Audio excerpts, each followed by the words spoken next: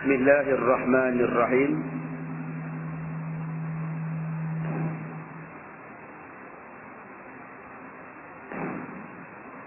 Alhamdulillahi Rabbil Alamin. Wassalatu wassalam ala Rasulillah wa ala alihi wa sahbihi ajma'in.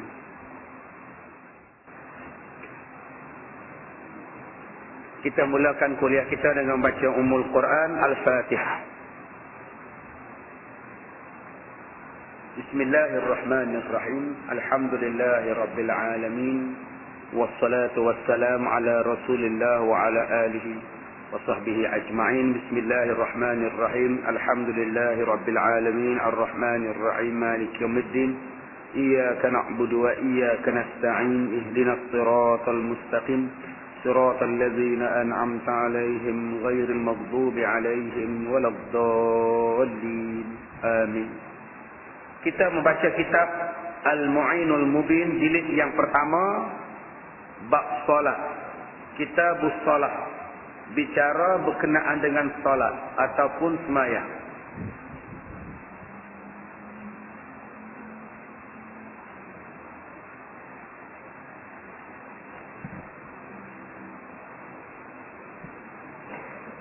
Iaitu bab berkenaan sembahyang. Kita mulakan bicara tentang solat. Firman Allah di dalam surah Al-Ankabut ayat 45. A'udzu billahi minasy syaithanir rajim.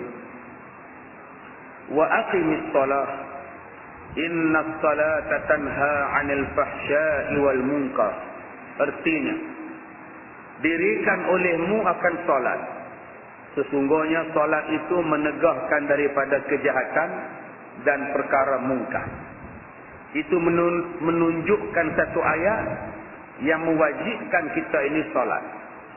Allah Ta'ala kata, dirikan solat. Wa aqimis solat. Dirikan solat. Sesungguhnya solat boleh mencegah benda jahat dan benda mungkar. Baik. Yang kedua, sembahyang ataupun solat pada bahasa. Apa makna? Solat ialah mendoakan dengan baik. Seperti kata Allahumma salli ala Muhammad. Maknanya doa yang baik-baik, perkataan yang baik-baik. Itu makna solat. Sebab tu kita bila kita solat, mana ada kita cakap merapu, mana ada kita cakap benda yang tak elok. Daripada takbir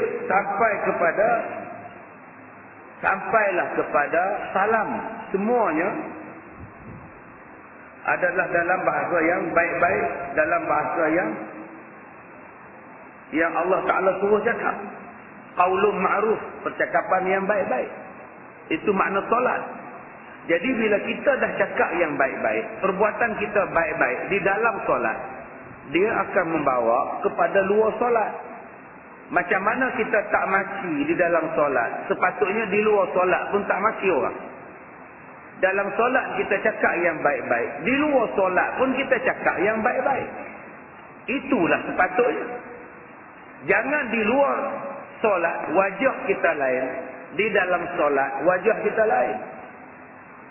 Di dalam solat wajah kita baik aja, bahasa baik aja. Tapi di luar solat, di luar sembahyang dah berubah wajah. Dah jadi 2-3 macam muka dah sekarang. Macam selalu saya sebut, orang kita lemah lembut. Tetapi bila sudah pegang steering kereta, dah jadi kasar. Orang kita ni lembut-lembut. Tapi cuba bagi steering kereta dekat dia. Yang lembut pun boleh maki orang. Celaka betul, jam pula dah. Dia boleh sebut celaka. Tak lagi kereta depan dia tak bagi signal nak belok kiri, dia maki juga. Tak guna punya kereta, bodoh betul. Padahal tadi baik je, diam je. Pegang steering, dia jadi ikut lain. Kenapa jadi macam itu? Yang ni yang kita kena tengok. Sopalah dalam sembahyang. Masa sembahyang tu baik je, diam je, warok je. Tapi kenapa bila kita luar sembahyang, dia jadi tak warok? adab dah kasar, perbuatan dah kasar, perangai dah kasar. Masa kita duduk tahiyat tu bertempuh duduk sopan sangat-sangat. Orang perempuan waktu paling sopan masa dia sembahyang. Dengan telekungnya, dengan pakaian putihnya, tunduknya, duduk tahiyat, at-tahiyyat, manis, lembut. Itulah saat orang perempuan paling lawa sekali. Bila buka telekung, buka kain telekung, dia jadi singa. Dia hilang dah. Maknanya ada benda yang tak betul dalam sembahyang seseorang, hingga seseorang itu tidak menjadikan sembahyang itu mencegah jahat dan mencegah mungkar. Baik. Apa makna solat di dalam hukum syarak? Aqwalun wa af'alun muftatahatun bitakbir, muhtatamatun bitaslim, bisyara'ita makhsusah. Apa makna solat? Solat ialah kata-kata dan perbuatan yang dimulai dengan takbir dan disudahi dengan salam dengan syarat-syarat tertentu. Apa dia makna semayang? Semayang ialah perbuatan, perkataan yang dimulakan dengan takbir dan disudahi dengan salam dengan syarat-syarat tertentu.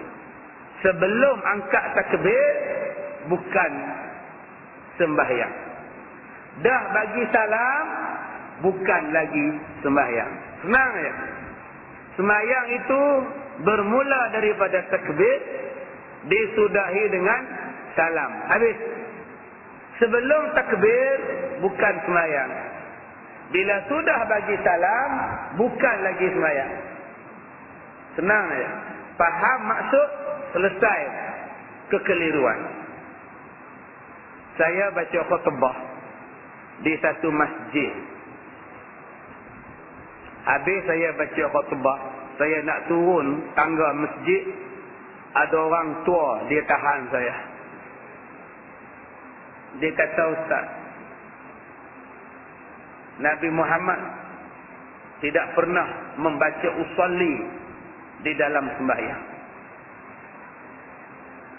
Apa hukum kalau kita baca usolli dalam sembahyang? Saya kata, Nabi tak pernah baca usolli dalam sembahyang.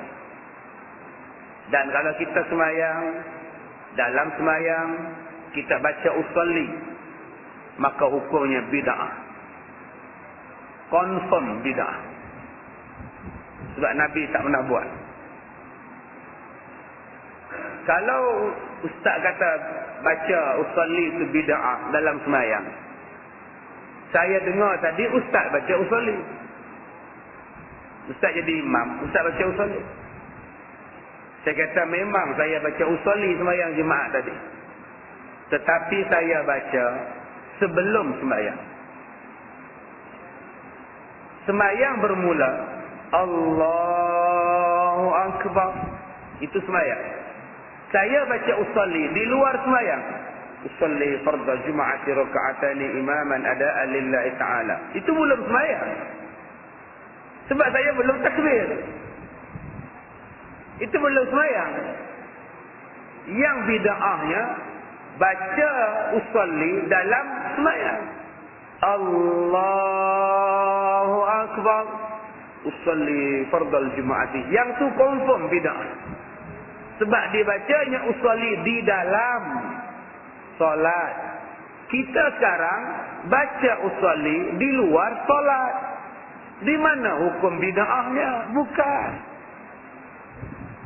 Benda yang di luar ibadat, kalau kita buat, walaupun Nabi tak buat, kita tidak boleh kata bid'ah. Sebab dia di luar, sebelum masuk ibadah. Di mana yang kita nak kata bid'ah? Dan takbir itu penanda habis salat. Innaka hamidum majid. Assalamualaikum warahmatullah. Assalamualaikum warahmatullah. Kita pun sapu muka. Ustaz, mana ada Nabi sapu muka? Nabi tak sapu muka di dalam solat. Sekarang kita sapu muka di luar solat. Assalamualaikum warahmatullah. Maknanya dah habis solat. Nak sapu apa pun tak apa. Assalamualaikum warahmatullah. Sapu.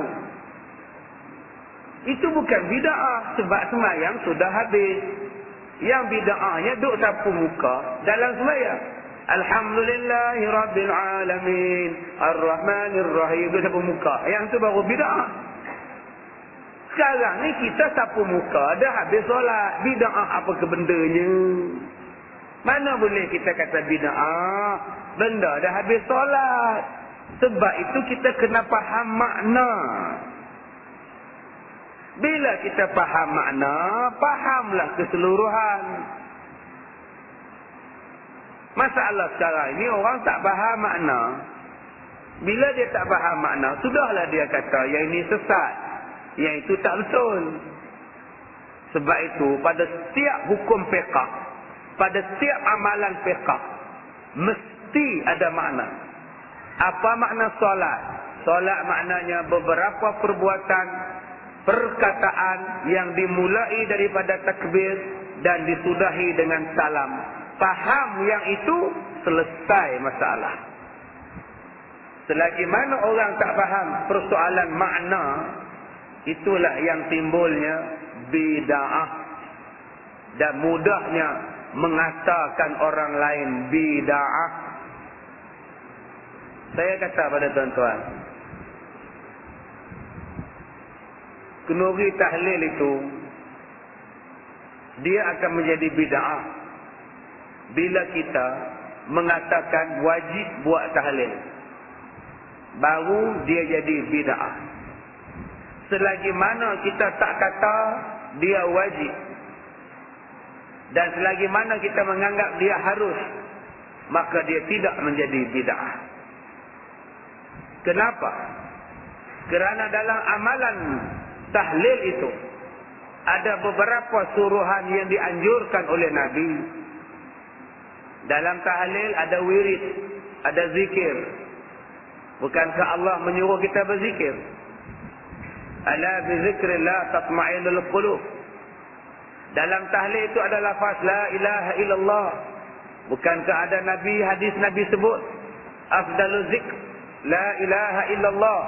Sebaik-baik zikir ialah la ilaha illallah. Bukankah di dalam tahlil itu dah ada bacaan Quran?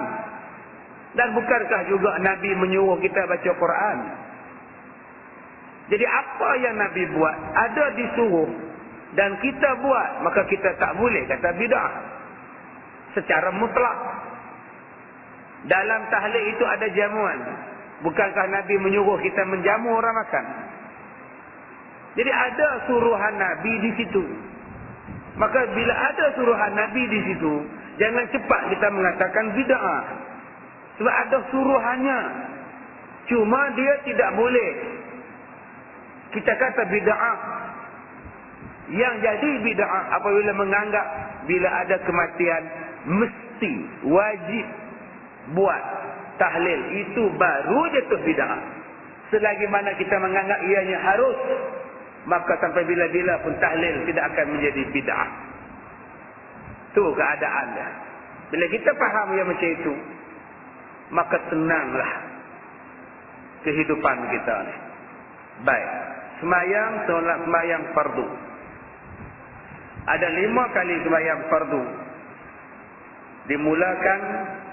Mula difardukan pada malam Isra' dan Mi'raj. Tahun setengah sebelum hijrah. Nabi bersabda, faradallahu ala ummati lailatul Isra' 50 salatan falam azal uraji'uhu wa as'aluhu tahsib hatta ja'alaha 5 fi kulli yawmin wa lailah. Telah memfardukan Allah Ta'ala atas umatku pada malam Isra' 50 kali semayang. maka sentiasalah aku mengulangnya dan memohon keringanan sehingga dijadikannya 5 sahaja pada sehari semalam. Muttafaqun alaihi. Hadis ni pun orang fikir juga. Hadis ni pun ada orang fikir.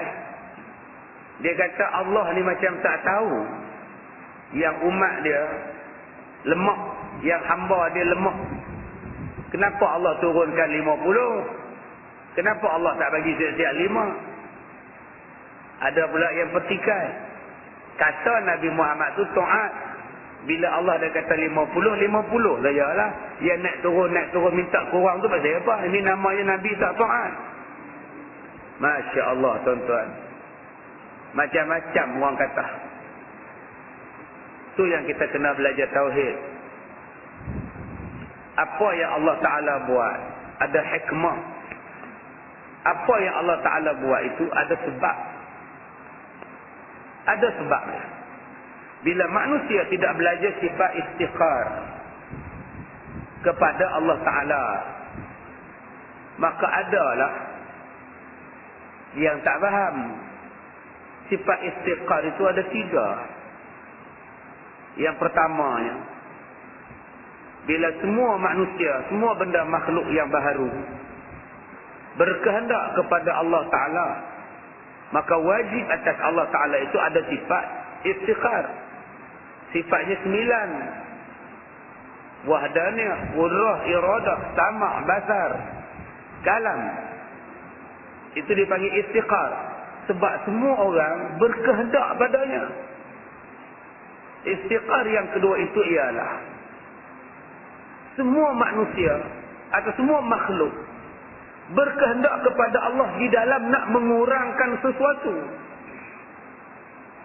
Dan berkehendak segala makhluk kepada Allah nak menambahi sesuatu. Bila ada sifat macam itu, yang boleh beri tambah, yang boleh beri kurang, hanyalah Allah. Dalam bab ini, dalam bab solat 50 waktu ini, Nabi Muhammad minta ihsan daripada Allah. Sebab apa? Sebab Allah itu bersifat dengan sifat istighfar. Daripada 50, ya Allah kurangkanlah, kami ni lemah ya Allah. Tidaklah salah. Tidaklah salah pada Nabi minta kurang. Minta kurang itu bukan dikira sebagai tidak taat. Yang tidak taat ialah, ya Allah janganlah bagi kami semayang, kami tak mau semayang. Yang tu baru tak taat. Ataupun disuruh solat, tak mau solat, itu baru tak taat. Meminta kurang, itu nama dia keringanan atas sifat istighfar Allah. Patutnya kamu puasa 30 hari sebulan. Tapi Allah ni tahu kekurangan kamu. Kamu uzur, jangan puasa. Kamu sakit, jangan puasa. Kamu haid, jangan puasa. Sebab Allah tahu. Itulah yang berdetik dalam hati. Saya ni kerja keras, saya ni penat, saya ni letih sangat. Boleh tak kalau saya tak puasa wajib? Nanti saya qada lah, saya penat sangat, saya letih, saya kerja berat. Kerja kamu apa? Saya pikul kayu balak keluar dari hutan, ustaz. Oh ya, berat sungguh kerja kamu. Tak payah puasa lah. Nanti kamu qada lepas raya. Itulah nama dia sifat istighfar. Puasa wajib, tapi cara pelaksanaannya bergantung pada kita. Solat itu wajib 5 waktu, tetapi bergantung kepada kemampuan. Oh, kamu musafir, Allah tahu perasaan orang musafir. Nak kerja kapal terbang, nak kerja bas, jam, accident, hujan, susahnya orang musafir. Allah tahu. Sebab Allah sifatnya sifat istighfar. Itulah yang bermain-main dalam jiwa orang yang nak musafir. Sekarang buat jamak, buat qasar, silakan. Allah dengar bisikan-bisikan orang yang uzur. Kalau saya kena ambil wuduk macam mana, badan saya terbakar, Tolonglah badan saya terbakar macam mana nak ambil wuduk. Allah faham. Allah tahu. Itu yang bermain-main. Ya Allah, pedih lah. Kena kulit terbakar. Kena ayak pula habislah. Allah tahu.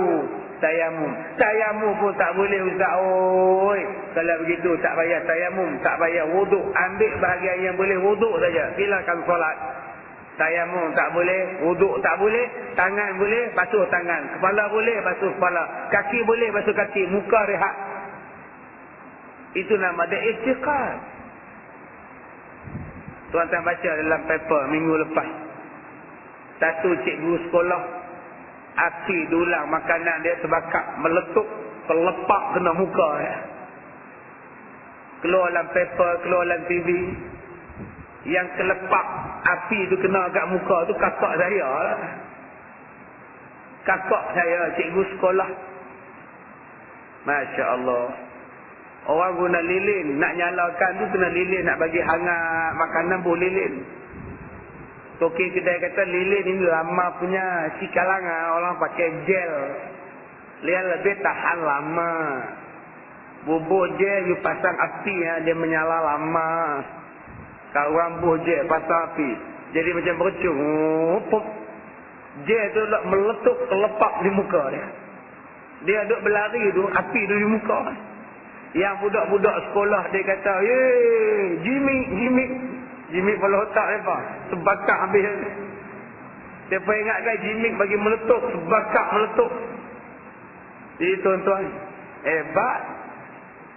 Saya kata kat dia, hebat kamu. Muka depan paper semua utusan berita, Metro, TV3, TV9, semua cerita kamu kira hebat. Tuan-tuan kalau nak masuk paper dan TV, minta-mintalah muka terbakar. InsyaAllah masuklah tuan-tuan. Semalam saya buka dalam laman web. Laman blog. Dia kata adik Ustaz Kazim terbakar mukanya. Baru kita tahu rupanya adik Ustaz Kazim ni ada jadi ustazah. Ini peringatan pada dia. Ini peringatan kepada dia. Jangan jadi pengampu-pengampu. Yang terbakar kakak saya. Pasal puas saya pula kena. Hang benci dekat saya. Yang hati baik kakak saya. Pasal apa? Inilah punya teruknya tuan-tuan. Blogger-blogger tu ni. Sampai tak reti dah. Tuan-tuan carilah blogger tu apa. Tuan-tuan type saja.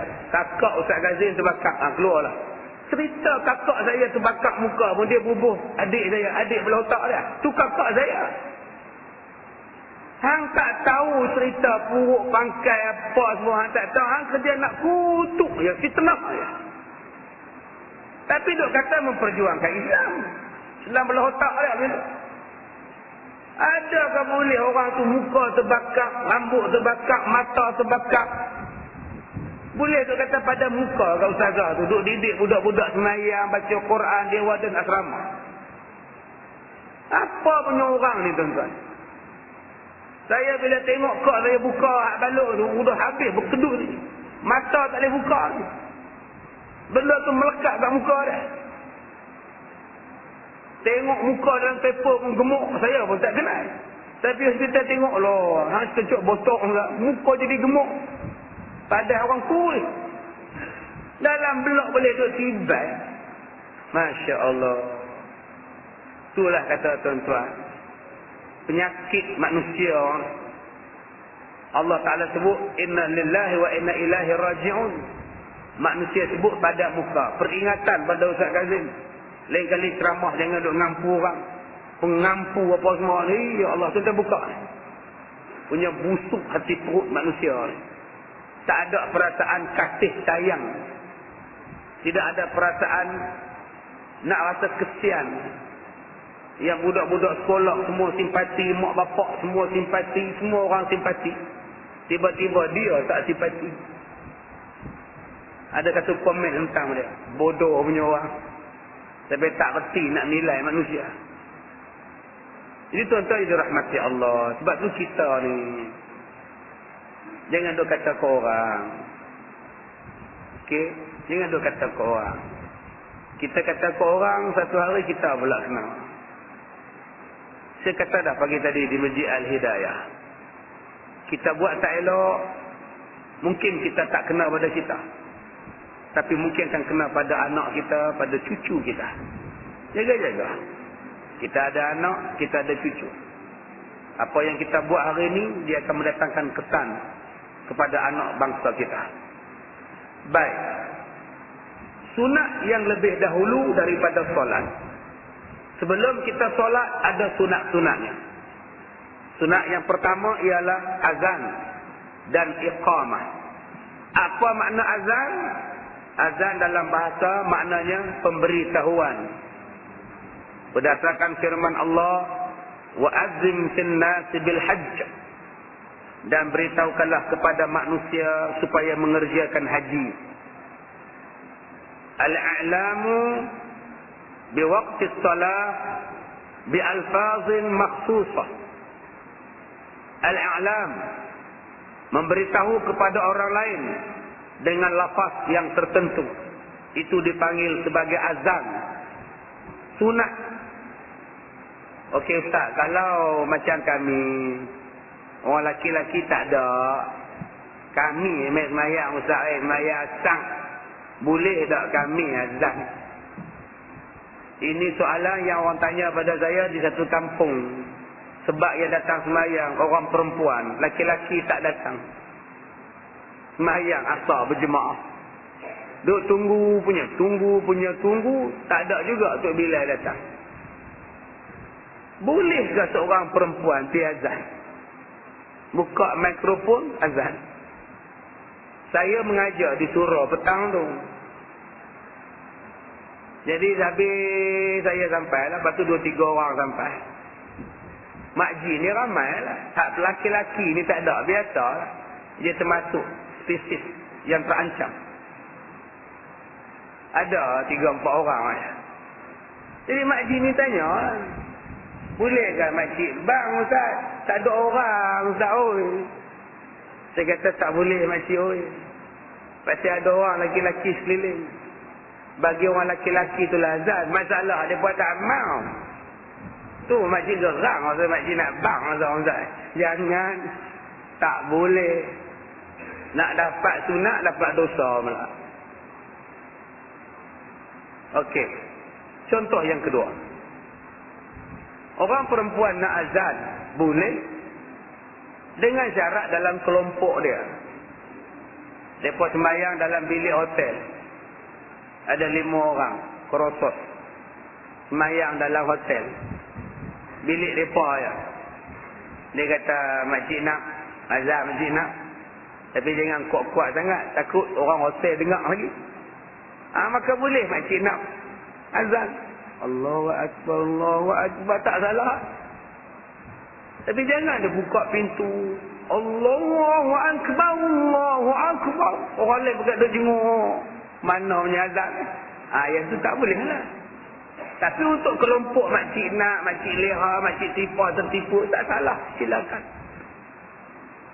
Serupalah dengan perempuan menyanyi. Tuan-tuan sewa satu dewan, tutup dewan, technician lah perempuan, juru audio visual perempuan, penyanyi perempuan, pendengar perempuan, harus menyanyi. Laki-laki tak campur. Buat kat dewan tertutup. Laki-laki seorang pun tak ada. Boleh panggil. Bukan kata Kaabah, Ella pun boleh. Yuni pun boleh. Duk main gitar, duk orang perempuan, duk dengar bawah. Dengan syarat semua perempuan. Tak salah. Silakan. Yang salahnya bila ada laki-laki duduk terjunguk seorang tu. Duk dengar Ella menyanyi. Yang tu yang jadi salah. Tapi kalau perempuan semua dalam dewan tertutup, dalam dewan banquet, orang laki-laki diharamkan masuk. Ini adalah majlis untuk perempuan. Maka menyanyilah. Bunga Tanjung putih berseri, tak salah. Dipersilakan. Ustaz, kalau macam kami semua perempuan, Tiba-tiba penyanyi itu laki-laki Ustaz. Kami jemput penyanyi khas untuk laki-laki kami Ustaz. Adalah seorang penyanyi jemputan laki-laki. Apa hukum Ustaz? Saya dah jawab lah. Tuan-tuan boleh beli CD saya tu. Tengok lirik, tengok gaya persembahan, tengok muzik, tengok tarian latar. Kalau lirik lagunya bagus, tak salah. Tak salah. Boleh pandang-pandang, jangan pegang-pegang, duduk renggang-renggang, tak apa, silakan. Lagunya bagus. Kalau bercinta banyak pantang larang. Tak apa, suara ni bass. Suhaimi Mir Hasan tu bass punya suara. Tak apa, silakan. Lagu lirik dia bagus. Andainya aku mampu gambarkan padamu, bergetar-getar suara, akan ku lukis sebuah lukisan 6 harakat dengung. Tak apa, dipersilakan. Sebab liriknya tak jahat, tak benda yang haram. Sudah sentuh lah dalam CD saya yang terbaru. Bila muzik itu jadi haram, bila nyanyian itu jadi haram. Baik. Yang ketiga Ustaz, sembahyang mayat. Masalahnya apa? Masalahnya Ustaz, mayatnya udah mandi, udah kafan. Masalahnya tak ada orang nak sembahyang. Hai, orang laki-laki pergi mana? Ada, tapi mereka duduk di luar. Kalau begitu panggil. Oi, orang laki-laki, mayat sudah siap. Datanglah sembahyang. Orang laki-laki buat dek. Oi, orang laki-laki, mayat dah steady, mayat dah ready dah, datanglah. Orang laki-laki jawab tak bayar. Dia belah sana, kami belah sini. Senang-senang Ustaz, saya sebagai tukang mandi mayat Ustaz, saya jadi mandi imam. Senang Ustaz, lantaklah orang laki-laki tak nak jadi imam. Saya jadi sembahyang mayat Ustaz. Kami perempuan saja sembahyang mayat Ustaz. Macam tak boleh. Sebab ada laki-laki. Wajib laki-laki yang jadi sembahyang mayat. Makcik duduk di belakang, sembahyang mayat di belakang. Tak boleh makcik yang lead, makcik yang leading, makcik jadi sembahyang, orang laki-laki tengok tak aci. Sebab laki-laki ada. Okey, sekarang Ustaz, kami semua perempuan. Kami nak sembahyang mayat orang ini. Laki-laki seorang pun tak ada. Betul tak ada? Ya Ustaz, betul. Seorang pun tak ada. Orang muda tak ada, orang tua tak ada. Laki-laki tak ada langsung Ustaz. Ni kampung apa ni makcik? Kampung perempuan. Memang tak ada langsung laki-laki Ustaz. Dah cari dah? Dah cari Ustaz. Oi, tahan kereta di jalan. Semua perempuan. Daripada bah pun perempuan. Subhanallah. Gali kubur perempuan. Masya Allah. Tak ada orang dah Ustaz. Kalau begitu haruslah orang perempuan semayangkan mayat itu. Tak. Ustaz, kami orang perempuan. Orang laki-laki ada nak semayang mayat. Tapi mereka tak mau semayang mayat. Sebab mayat ni belah lain. Mereka belah lain. Boleh tak kami semayangkan mayat orang ni Ustaz? Tak boleh. Sebab ada laki-laki. Kami dah minta. Dia orang tak nak Ustaz. Tapi ada satu budak umur 12 tahun. 13 tahun. Dia kata, makcik, tak apa. Aiman boleh jadi semayang mayat. Aiman tak kisah. Aiman ada lagi 2 kawan. Darjah 6 dengan tingkat 1. Kami jadi imam. Tak apa semayang. Aiman jadi imam. Sah tak semayang. Budak belum balik. Jadi imam semayang. Jadi semayang mayat. Orang dewasa tak semayang. Hukum dia sah. Dengan syarat budak-budak yang belum cukup umur tadi. Tahu hukum hakam semayang mayat. Sah. Walaupun dia belum cukup umur. Okey Ustaz. Persoalan saya macam ni. Laki-laki tu ada 2 orang. Kami yang meninggal perempuan. Yang urus mayat pun perempuan. Nak semayang tak ada laki-laki. Yang ada 2 orang je laki-laki Ustaz. Masalah saya Ustaz. Kami tanya pada laki-laki itu. Tolonglah sembahyang mayat. Laki-laki tu jawab, minta maaf, saya tak tahu. Takkan tak tahu? Betul, saya tak tahu. Apa nak buat Ustaz? Dia tak tahu. Kalau demikian, makcik-makcik yang tahu semayang, wajib aja laki-laki tadi belajar semayang mayat dan suruh dia semayang mayat. Wajib aja. 4 kali takbir, memadai baca Fatihah dan selawat. Yang 2 lagi tak baca doa pun tak apa. Takbir saja pun cukup. Takkan Fatihah tak boleh baca. Tahiyat tak payah baca. Rabbighfirli tak payah baca. Tak payah baca apa. Sujud-sujud tak payah. Takkan tak reti. 10 minit boleh tak? Ingat susah sangat. Ajaklah dah balik. Tetapi kalau dah tak ada orang laki-laki, dah tak ada sangat-sangat, yang ada laki-laki pun gila, mak topoi gila, duduk tak tangga, duduk pakai seluar pendek, duduk bawa air siram aja. Yang tu tak sah dia, pasal dia tak akil balik, dia tak balik. Ini keadaan dia berlaku apabila orang perempuan nak sembahyang mayat jika tidak ada laki-laki. Ada orang tanya saya, Ustaz, macam mana kalau kita mayat tu dia orang Islam dan dia mati di sebuah tempat yang tak ada orang Islam, siapa yang akan uruskan mayat dia tu? Dia seorang aja Islam, dia mati pula, siapa nak urus mayat dia? Saya tanya dekat dia, macam mana abang boleh tahu dia mati? Adalah orang abang. Kalau gitu abanglah yang kena uruskan mayat dia, pasal abang dah tahu. Itulah jawapannya. Tak, katalah saya tak tahu Ustaz. Seorang pun tak tahu dia mati Ustaz. Dah tak tahu sudah lah. Tak ada jadi apa pasal seorang pun tak tahu. Nak kata apa lagi? Kalau abang tahu, abanglah yang kena pergi. Sekarang ni seorang pun tak tahu. Tak tahu tak ada apa. Dah orang nak ke bumi mayat dah lagu mana? Tak tahu. Tanya orang lain. Dah lupa tak tahu. Jawapan dia tak tahu. Tu saja. Tak macam apa lagi. Kalau abang dah tahu, tak ada siapa nak uruskan mayat dia, abang dah pergi uruskan. Tapi saya duduk luar negeri Ustaz. Ni apa terbang lah uruskan.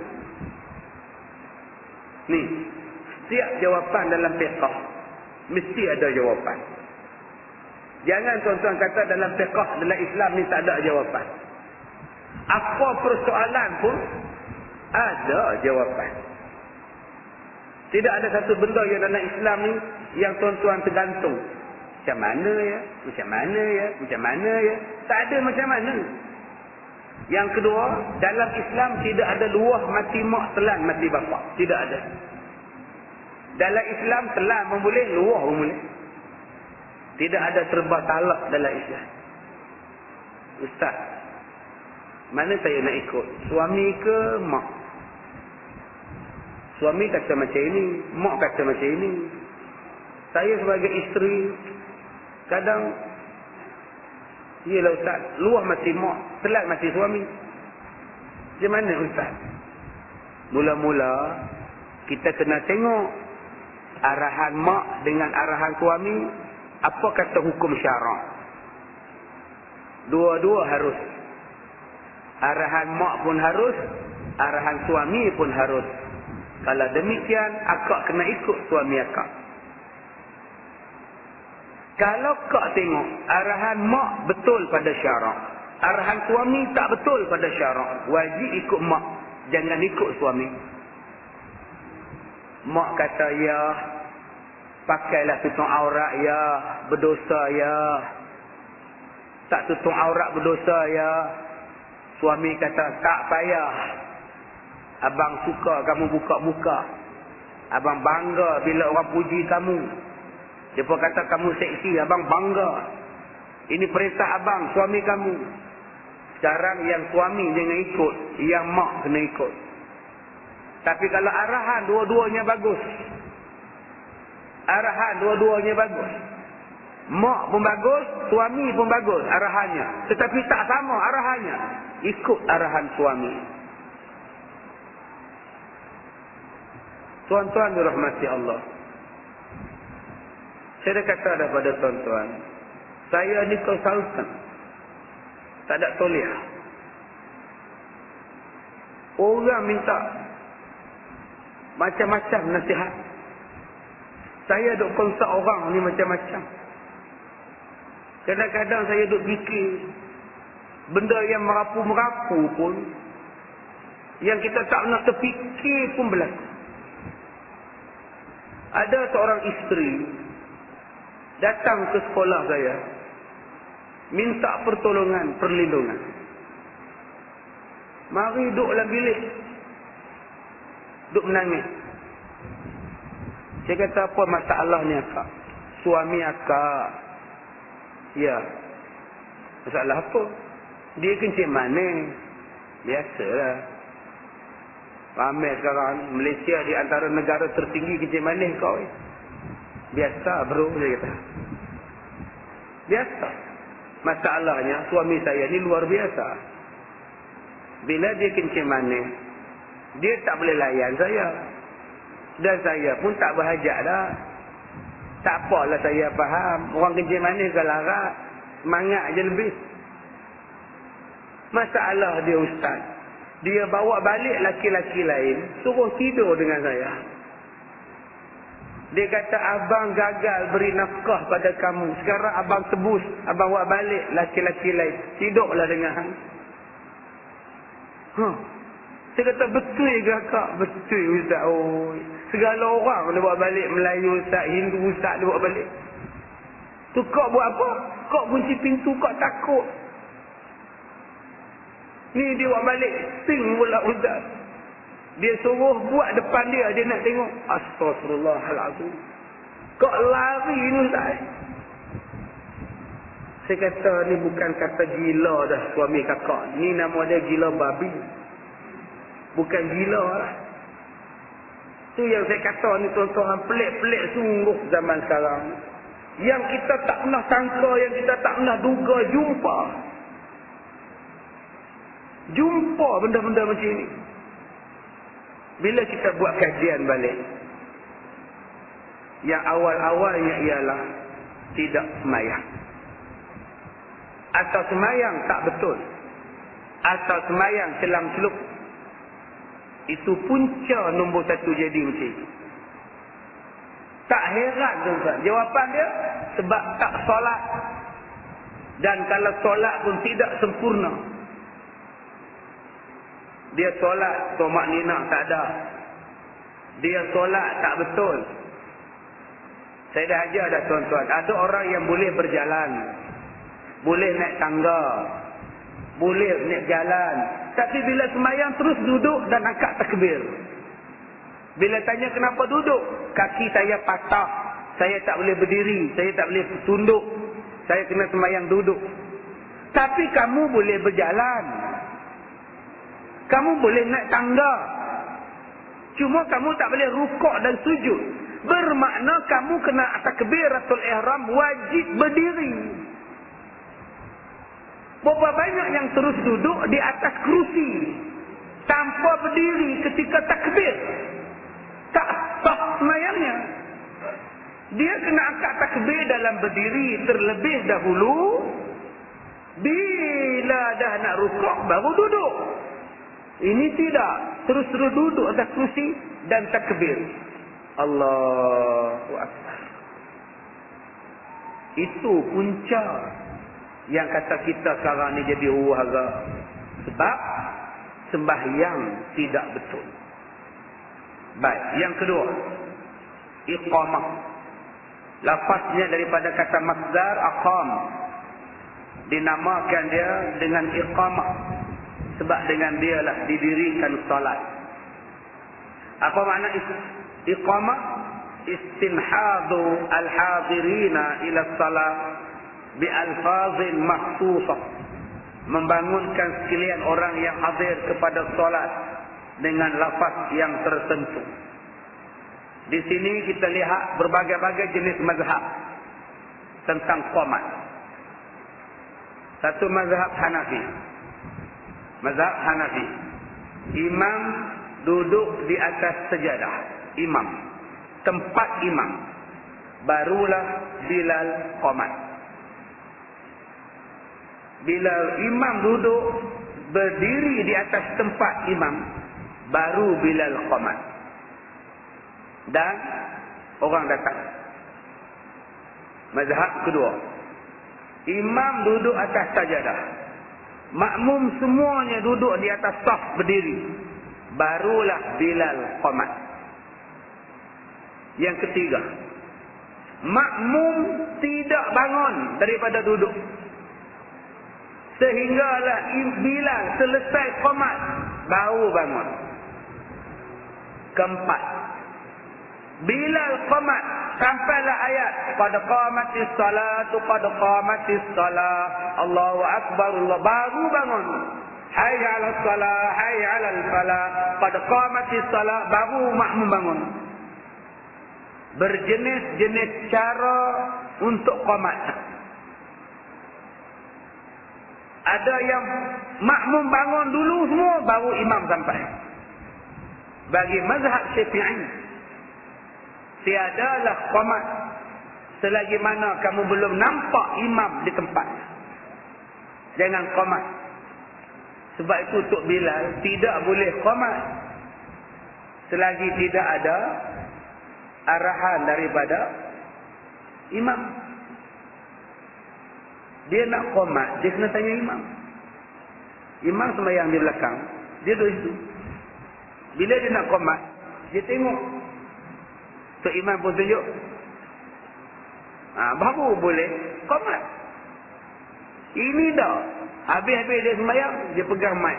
Allahu Akbar, Allahu Akbar, la ilaha illallah. Habis qomat. Mana imam? Imam baru dia nak cari. Imam duduk dalam tandas. Yang tu yang tak kenal, dia kena pastikan imam itu ada, baru boleh qomat. Jangan main qomat, main balun, imam tak ada. Lalah dia bar, dia qomat, dia imam. Puas hati dia. Jadi berhati-hati dalam bab qomat ini. Keputusan imam dan izin imam adalah sangat penting bila kita nak salat. Kata Qurtubi, adalah azan itu dengan lafaz yang begitu ringkas, tetapi cukup mengandungi masalah-masalah akidah. Kerana dimulakan dengan takbir, Allahu Akbar, Allahu Akbar, dengan wujudnya Allah Ta'ala dan kesempurnaannya. Asyhadu an la ilaha illallah, kemudian diiringi dengan tauhid dan menafikan syirik. Asyhadu anna Muhammadar Rasulullah, kemudian diingatkan tentang kerasulan Nabi Muhammad sallallahu alaihi wasallam. Hayya 'alas salah, kemudian diingatkan pula supaya taat dengan mengerjakan salat, dengan mengerjakan sembahyang. Diingatkan kepada kita matlamat kita. Kemudian hayya 'alal falah, diingatkan kita pula, marilah menuju kejayaan, dan kejayaan sebenar ialah kemenangan di hari kiamat, di hari akhirat.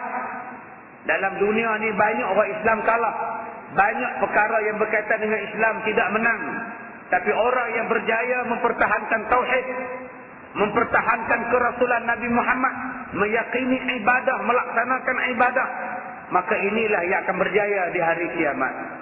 Dan ditutup dengan kalimah la ilaha illallah ataupun Allahu Akbar, maka menunjukkan kepada kita itulah syiar kita. Syiar kita ialah Allahu Akbar. Awalnya Allahu Akbar disudahi dengan Allahu Akbar. Perjuangan kita ialah menetapkan bahawa Allah lah yang maha besar. Kalau inilah pegangan umat Islam, tuan-tuan, selesai lah. Perjuangan saya ialah memartabatkan hukum hakam Allah, memartabatkan Islam. Itu saya katalah di Masjid Al-Hidayah tadi, seorang profesor memeluk Islam dengan sebab dia mengkaji Islam, belajar tentang Islam. Kemudian selepas dia Islam, dia bercampur dengan masyarakat Islam. Dan di antara kata-katanya yang paling menarik, saya bersyukur saya mengenali Islam sebelum saya mengenali orang-orang Islam. Saya bersyukur kerana saya mengenali Islam sebelum saya mengenal orang-orang Islam. Kalaulah saya kenal orang Islam dahulu, belum tentu saya Islam. Bayangkan tuan-tuan, kata-kata dia. Nasib baik dia kenal Islam melalui buku, melalui dakwah, melalui pemerhatian, pengkajian tentang Quran. Kalaulah dia mengenali Islam daripada orang Islam, mungkin dia tak Islam. Saya kata dah pada tuan-tuan, apa orang Jepun itu ingin masuk Islam jika melihat orang Islam? Negara Jepun itu bersih, amanah, integriti, jujur. Bila dia tengok orang Islam kotor, apa dia fikir? Apa istimewa Islam daripada agama Shinto? Sebab tu negara yang paling sikit masuk Islam, negara Jepun. Paling sikit Korea dan Jepun. Sebab mereka melihat Islam daripada sudut orang Islam. Mereka tidak melihat Islam daripada sudut Islam itu sendiri. Sebab itu ada satu pujangga yang bernama Syekh Qutb. Bila dia pergi ke negara barat, Syekh Qutb kata, di sana banyak Islam, tapi saya tidak bertemu orang-orang Islam. Bila saya pergi ke timur, banyak orang Islam, tetapi saya tidak bertemu dengan Islam. Itu kata-kata Syekh Qutb. Pergi ke barat, nampak Islam, amanah, bersih, jujur, tepat waktu, penuh dengan integriti. Tapi orang Islam tidak ada. Pergi ke negara Islam, orang Islam banyak, tapi sinar Islam tidak ada. Penipunya, munafiknya, tak tepat masanya, pengotornya umat Islam.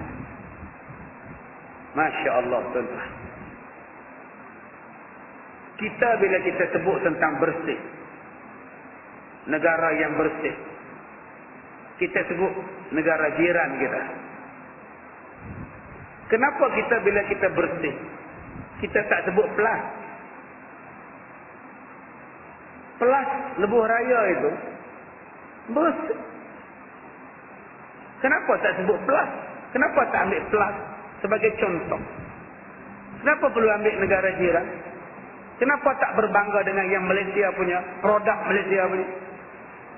Tengok makanan yang disediakan, tengok apron yang dipakai oleh orang pelas, tengok pekerja dia, tengok kebersihan dia, tengok tandasnya, tengok surau dia. Kenapa kita tak bangga yang Malaysia juga mempunyai tahap kebersihan yang paling bagus? Tengok cerminnya. Kenapa gerai-gerai tidak mau mencontohi pelas? Kenapa gerai-gerai makanan di taman-taman kanak-kanak, di taman-taman perumahan, di bazar-bazar tidak menjaga kebersihan? Perut ayam di situ, perut ikan di situ, perut lembu di situ. Di situlah kulit bawang, di situlah kulit timun, di situlah segala jenis kulit. Dan di situ juga diagihkan makanan, di situlah buat minuman. Timbanya berkarat, baldinya berkarat, paip getahnya berkarat, kepala paipnya dah warna hijau. Apron dia tu saya cerita lah, dengan kuku panjang, dengan rantai bersepah, misai masuk dalam mulut. Ni yang saya sebutkan pada tuan-tuan. Kebersihan. Apa jadi ustaz itu mesti pakai jubah? Apa jadi ustaz itu mesti janggutnya panjang, jubahnya meleret? Kalau warna putih dia jadi warna hitam. Adakah itu lambang zuhud? Apa salah ustaz pakai kot? Apa tak betul ustaz kalau pakai kopiah hitam? Apakah dia belum cukup ilmu kalau dia ceramah pakai baju batik? Sedangkan Allah kata Allah tu cantik, Nabi kata Allah tu cantik, dan Allah suka kepada kecantikan. Yang ni yang kita kena ubah masyarakat kita. Pemahaman kita itu. Yang Islam suka itu kekemasan. Yang Islam suka itu kepada kecantikan. Termasuklah dalam masjid. Kapet yang cantik, jadah yang cantik, mimbar yang cantik, persekitaran yang cantik. Kerana yang cantik itu akan mendamaikan jiwa kita. Apa salahnya tuan-tuan dalam rumah tuan-tuan? Tuan-tuan buat satu bilik khas. Bilik solat. Beli kapet yang tebal macam ini.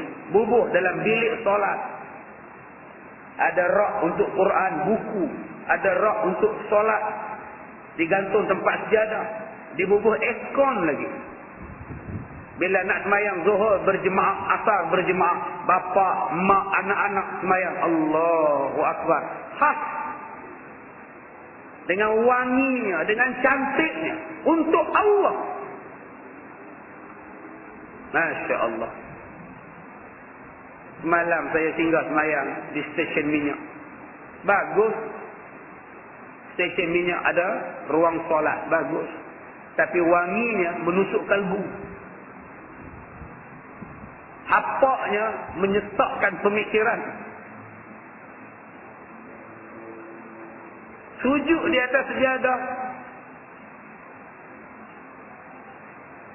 Saya tegur satu surau saya mengajar di satu kampung. Saya tengok sejadah tu, ya Allah, kain selekungnya, ya Allah, bergumpa-gumpa dalam almari. Bergulung-gulung dalam almari. Saya tanya makcik-makcik, makcik tak teringinkah pahala? Mudah sangat pahalanya. Bawa balik telekung itu, pikul dalam plastik hitam, bubuh dalam mesin basuh, kemudian ambil serbuk pencuci daya, bubuh dalam tu. Makcik tekan, pening kain telekung tu dalam mesin basuh. Kemudian dia keluarkan hitam airnya. Makcik masukkan lagi air, basuh lagi sampai bersih.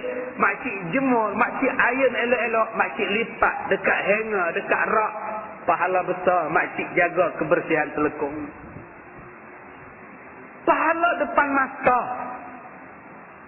Imam Ghazali dalam Ihya Ulumuddin, dia sebut tentang rezeki dan pahala. Kata Imam Ghazali dalam kitab Ihya dan kitab Minhajul Abidin, rezeki tak payah cari. Kalau Allah nak bagi, dapat. Rezeki ini tak semestinya dicari. Kalau Allah nak bagi, duduk saja-saja pun Allah bagi rezeki. Duduk saja-saja pun Allah bagi. Sahabat saya pergi Mekah, baca Quran. Dia letak piah dia depan. Kawan dia baca Quran. Baca Quran. Orang hafal Quran ni tuan-tuan, bila nak mengulang, selalunya dia pejam mata macam ni. Di Pakistan, kalau hafal Quran, tak goyang badan, ustaz dia berpenampung. Goyang tu satu syarat. Dia punya goyang. Pejam mata pula. Dia buka mata, kepiah dia dah terlungkup. Ada duit dalamnya. Apa bagi? Rupa-rupanya dia ingat dia tu cari duit dengan baca Quran. Tok Arab, puak-puak Turki, puak-puak Iran ni cukup minat tuan-tuan. Dia tengok orang baca Quran, dia minat. Dia buka kepiah ustaz tu, dia terlungkup, dia bubuh duit. Seorang bubuh duit, kawan dia pun bubuh. Tak payah cari. Dia duduk baca Quran, tak ada niat, tapi Allah bagi. Biasa tuan-tuan, kalau tuan-tuan duduk 2 jam, duduk satu tempat dalam Masjidil Haram, Masjid Nabawi, sejam 2 jam, tuan-tuan tak bergerak, tuan-tuan baca Quran je. Tuan-tuan tengoklah, tak lagi ada orang mari. Selalu yang marinya puak-puak Turki yang tak reti baca Quran. Kesian orang Turki tuan-tuan. Dia tak reti baca, dia sekular. Dia mari duduk sebelah saya.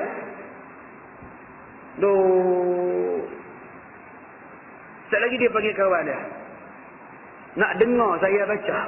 Hak kawan duduk depan pula. Sekejap lagi dia panggil pula. Lah, dia pun duduk kerumun saya. Oh, sudah saya kata apa. Dia pun nak dengar bacaan. Dia pun pelik. Dia pun tengok saya baca Quran. Duduk pejam mata. Saya kata, bas. Khalas tu. Bahasa Arab sebut, saya dah habis. Khalas tu. Bahasa Urdu kata, bas. Habis. Bas. Kita, bas. Lu tahan bas depan tu. Bahasa Urdu, bahasa Hindustan ni, bas ni maknanya habis. Bas. Tuan-tuan dapat hari ni pun jadilah. Abang buat apa tu abang? Baca buku ke? Dah habis belum? Bas. Makna habis dah. Apa dia orang buat? Dia orang ambil duit, bola pokit jubah dia. Saya kata, la. No. Bubuh. Bubuh tuan-tuan. Dia pakat cium lah, ya Allah. Ni, belaga pipi ni. Ni, gatal ni. Semua tajam-tajam pipi lemak ni. Tak payah kita niat. Saya tak ada niat cari duit. Saya niat nak baca. Kita nak ngulang Quran. Duk saja-saja baca Quran. Rezeki, kalau Allah nak bagi, kadang-kadang tak payah usaha. Allah bagi, kata Imam Ghazali.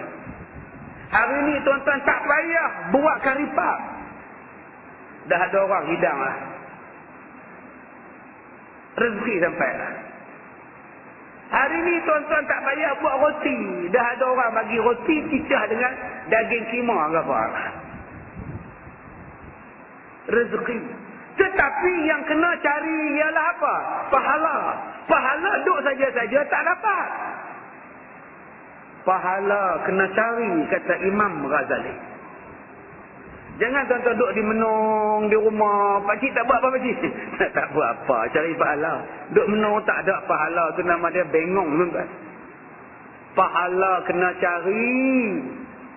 Dan sekeliling kita adanya sumber-sumber untuk pahala. Bila dengar azan, oi, pahala, naik betul semayang.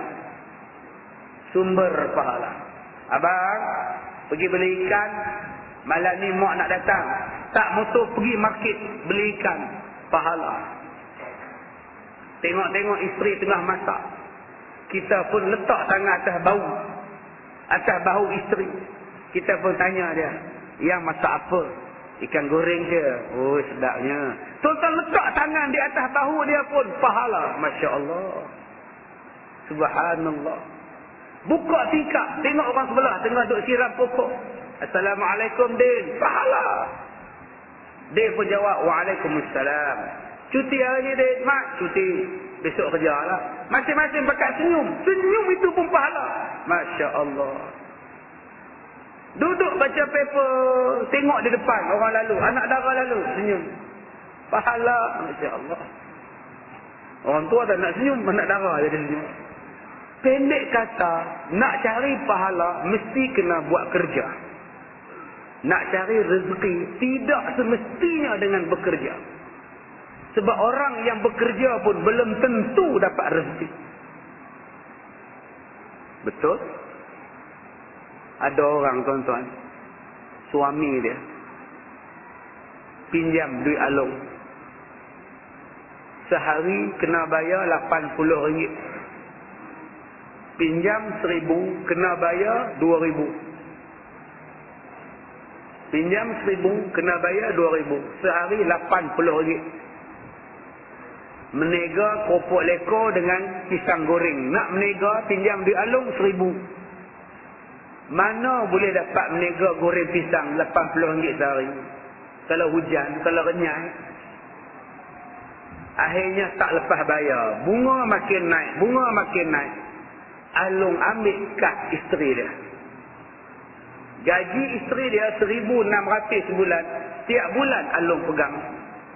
Isteri dia main mengadu kat saya, suami dia main mengadu kat saya, Ustaz tolonglah kami Ustaz. Gaji akak ni tak ada dah Ustaz. Duk kerja bayar kat Alung. Kerja ada, rezeki tak ada. Ni dia saya kata tadi. Tuan-tuan tahu, isteri dia main jumpa saya pakai apa? Dia pakai tu, mas. Topeng hak jerubu warna biru. RM1 harga. Saya tanya akak, Pak siapa duk pakai topeng? Ada jerbu ke? Dia kata tak ada. Habis tu malu jumpa ustaz. Kenapa? Tak nak bagi saya cemai muka. Dah. Bukan tak nak kenal. Gigi tak ada. Dia cabut gigi ni habis. Nak buat gigi palsu. Tempah gigi. Duit tak ada nak pergi ambil gigi palsu. Sebab Alung pakai duit dia. Tak ada gigi tuan-tuan lah. Dah berapa bulan dah. Tak mampu nak ambil gigi palsu. Sekarang duk pakai tutup muka pergi kerja. Malu tinggal gusi je. Boleh tak ustaz tolong bayar duit Alung? Itulah jadi Ustaz Kazim tuan-tuan. Tu pun orang duk tibai saya lagi. Saya kata zakat pun kalau zakat kau tak boleh bayar kau. Yang pertama kau buat pinjaman secara riba. Alung ni riba. Zakat ni bersih. Mana boleh bersih? Membersihkan perkotoran. Membayar perkotoran. Tak boleh kau. Saya bantu atas saya ihsan manusia. Bagi sedekah. 3 hari lepas tu dia minta pula. Ustaz tolonglah Ustaz. Bayar lagi Ustaz. Ha? Oh sudah. Saya kata tak boleh kau. Kalau macam ni lah cara hidup kau. Kau tak ada gaji. Kau kena hambat dengan Alung. Alung cat rumah merah. Alung tunggu anak di sekolah. Tuan-tuan tak boleh bayang ke? Alung tu tunggu di pagar sekolah. Alung ni 2 orang anak dia pegang. Bila mak dia ambil, dia kata kat isteri dia ni, dia kata, akak, ini anak-anak akak ya. Comel ya, cantik ya, banyak leng ya. Dia boleh pegang anak hamba Allah ni 2 orang. Dia boleh kata ini anak-anak akak banyak cantik ya, leng ya. So tak apa faham maksud. Hang tak bayar, aku kenal anak hang. Hang tak bayar, aku kenal anak hang ni. Hang nak ambil anak hang balik sekolah ada, bayar hutang. Kalau tidak, hang tunggu anak hang tak ada. Saya kata kau pergi report polis lah. Tak pun, kau boleh minta cerai. Yang terbaru dia kata ustaz, suami dah tinggalkan dia, tak tahu pergi mana, tak balik dah. Alung duk cari duit. Rupa-rupanya bukan 2 alung, 1 alung, 3-4 alung yang dia pinjam ustaz. Macam mana ustaz? Masya Allah. Saya kata saya tak boleh tolong kau lah, kau berhenti kerja kau minta tukar tempat lain. Kau report polis, pergi tukar jabatan lain ke apa lah. Minta cerai dengan lelaki ni. Pun yang saya selidik, bila kita tanya, suami akak semayang tak? Tak. Itulah punca dia. Tu punca dia. Tak semayang. Sehari kita tak semayang, 1 waktu kita tak semayang, masuk dalam neraka 80 tahun. 1 waktu tak semayang. Sehari di sana, 1000 tahun di sini. Kalau 80 tahun di sana, di sini berapa juta tahun? Orang yang tak semayang, maknanya dia tak sayang diri dia sendiri. Macam mana dia nak sayang isteri dia? Kalau dia sendiri tak sayang, dia sanggup diri dia masuk neraka, apa dia heran kalau isteri dia tiba-tiba suka? Kalau dia pun tak sayang diri dia nak masuk neraka dengan sebab tak semayang, apa dia harap pada anak-anak dia? Yang walaupun dia panggil anak dia sayang, dia tak sayang. Dia lantaklah Alung nak buat apa pun pada anak dia. Janji Alung tak buat pada aku. Sebab tu saya kata dah semalam, kalau nak harap orang sayang pada kita, pastikan orang itu menyayangi dirinya terlebih dahulu, baru dia boleh sayang pada kita. Kalau dengan dia pun dia tak sayang pada diri dia, jangan harap dia akan sayang pada kita. Dan tolong jangan berikan perharapan pada dia. Haraplah pada Allah. Hanya Allah yang boleh bantu kita. Wallahu khairun hafizah. Allah lah sebaik-baik pemelihara. Baik. Dan hasilnya, daripada azan itu memberitahu akan masuk waktu solat. dan menyeru kepada jamaah dan menzahirkan syiar Islam. Apa makna azan? Apa tujuan azan? Nombor 1, masuk waktu. Bagi tahu masuk waktu. Nombor 2, menyeru kepada jemaah, sembahyang berjemaah. Dan yang ketiga, menzahirkan syiar Islam. Azan ini merupakan syiar. Jika di satu kampung tidak ada syiar, maka kampung itu huru-hara lah. Macam mana asalnya timbul azan? Bila Nabi berbuat mesyuarat dengan para sahabat. Bagaimana cara nak bagi tahu kepada orang supaya berhimpun bila nak sembahyang? Sahabat angkat tangan, ya Rasulullah, kita panggil loceng. Kita pakai loceng. Nabi kata loceng itu kan agama Nasrani. Sahabat ni bangun, ya Rasulullah, kita tiup trompet. Pon, tiup trompet. Nabi katakan serunai trompet itu kan cara ibadat orang Yahudi. Maka Umar Al-Khattab berkata, ya Rasulullah, apa salahnya kalau kita lantik seorang untuk panggil orang? Kata Nabi, sekarang tidak dapat jawapan. Apa kata kamu semua balik? Besok kita datang lain. Besoknya datang seorang sahabat, ya Rasulullah, malam semalam saya dengar bunyinya macam ini. Allahu Akbar, Allahu Akbar, Allahu Akbar, Allahu Akbar. Apakah makna bunyi ini ya Rasulullah dalam mimpi saya? Datang sahabat ni pun, ya Rasulullah, semalam saya mimpi asyhadu an la ilaha illallah, asyhadu an la ilaha, sampai habis. Apa maknanya ya Rasulullah? Sayyidina Umar pun datang, ya Rasulullah, semalam saya mimpi azan. Kalimahnya sekian. Maka Nabi pun tahu, inilah kalimahnya untuk memanggil orang sembahyang. Lalu Nabi pun berkata, ya Bilal, qum fanadi bis salah. Wahai Bilal, panggillah orang untuk mendirikan solat. Bilal bin Rabah pun naik atas bukit, dia muazzin. Itulah muazzin pertama Nabi Muhammad sallallahu alaihi wasallam, iaitu Bilal bin Rabah.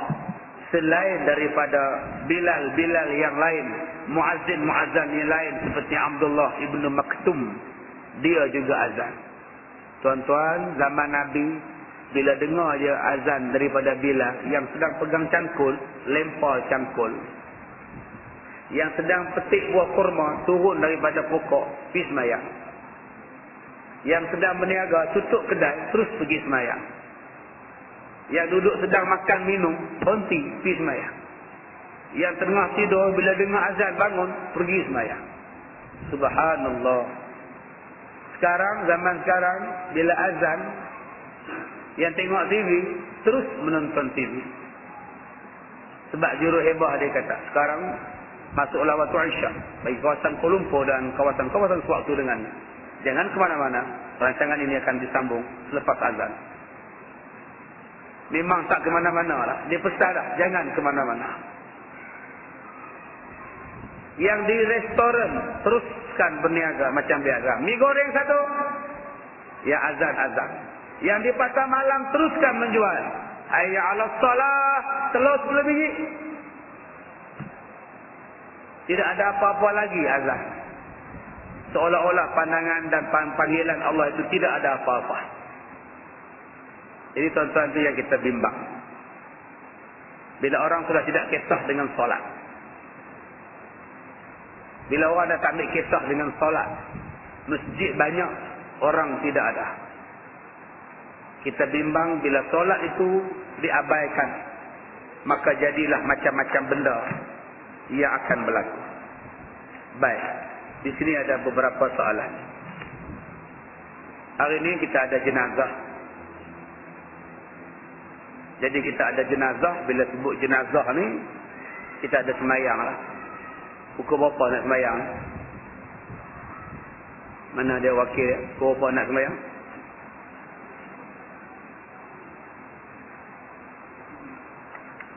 Baik, tuan-tuan yang dirahmati Allah, yang mana ada pen, ambil pen. Yang mana tak ada pen, ingat-ingat sajalah. Tuan-tuan semua hebat-hebat semua. Pen tak ada, otak tak ada, kira ingatan tu kira kemas. Baik. Saya berceramah di penjara, saya berceramah di pusat terhenti, pusat pemulihan akhlak. Bila saya ceramah, saya suka sembang dengan pegawai, jurulatih, kaunselor. Saya tanya, budak-budak ni macam mana mereka ni boleh tak dadah? Boleh terlibat dengan jenayah? Dia kata, kebanyakannya ialah sebab keluar malam. Punca hidungam, syak dadah, kena rogol, merogol, mencuri. Ialah puncanya keluar malam. Mak bapak tak kisah anak-anak keluar malam. Tambah sekarang ada uptown, downtown. Lagi mudah orang keluar malam. Saya bukannya tak setuju uptown ni. Tapi kalau sampai tiap-tiap malam duduk uptown, orang dah tak ada privacy. Taman tu dah tak ada privacy. Bunyi, tambah ada je ubat guna speaker pula. Pasang lagu pula. Nak baca Quran tak boleh, anak nak belajar tak boleh, semua tak boleh. Bising. Jalan jadi jam, stop depan rumah dia. Dan anak-anak dah bebas keluar. Mesti ada pengawalan untuk pasal-pasal malam yang setiap malam ni. Walaupun tak dasar perniagaan. Tapi kalau perniagaan itu menjadikan kotor tempat itu. Malah ada pada uptown, parking uptown. Ditinggalnya van buruk itu. Sebagai tempat dia meniaga. Biasa vanet, biasa C20 hak lama. Habis meniaga dia sumbat. Lepas tu dia kunci dengan mangga. Lepas tu dia balik rumah naik kereta. Malam besok ada main, dia buka mangga. Dah jadi macam dia punya tempat tu. Dan yang paling kesan besar ialah anak-anak yang seronok di luar. Bebas. Jadi saya minta pada tuan-tuan, jika tuan-tuan tidak boleh kontrol, dan tuan-tuan nak kontrol anak yang rajin keluar malam, keluar merayau, suami yang kuat merayau, kan, tak erti nak balik, tolong baca surah Ali Imran ayat 200. Ya ayyuhallazina amanu sabiru wa sabiru wa rabitu wattaqullaha la'allakum tuflihun. Ayat 200 surah Ali Imran. Yang kedua, bagi tuan-tuan yang nak berhadapan dengan orang yang nak dapat tender, nak dapat kerja, nak temu duga, nak ada perbicaraan misalnya di mahkamah, tuan-tuan tolong baca surah Asy-Syura ayat 154. Saya ulang balik, surah Asy-Syura ayat 154. Bagi tuan-tuan yang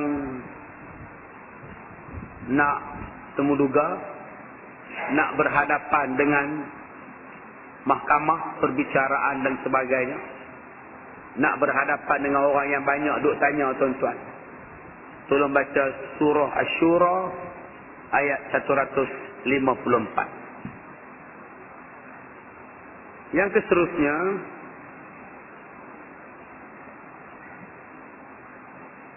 ayat Al-A'raf 154. Surah Al-A'raf ayat 154.